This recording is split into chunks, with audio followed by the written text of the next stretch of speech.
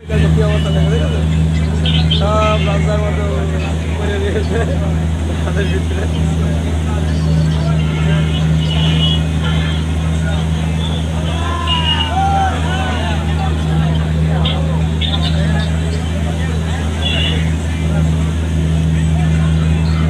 ওই যে এই সাইডটা দেখছি, এই সাইডটা হলো মায়ানমারের সীমান্ত, কিন্তু এখন তো সূর্য ডুবে গেছে তো, এখন তো রোজ না, এই জন্যই দেখা যাচ্ছে না।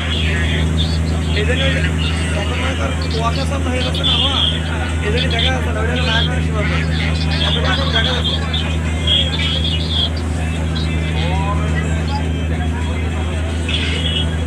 দেখা যাচ্ছে না, এখন কুয়াশার মতো হয়ে গেছে, অন্ধকার হয়ে যাচ্ছে।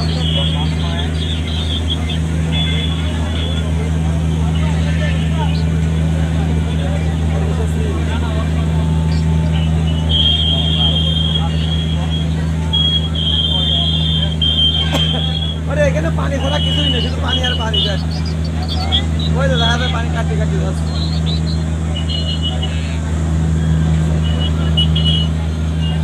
এটা বড় জাহাজ, কর্ণফুলী জাহাজ।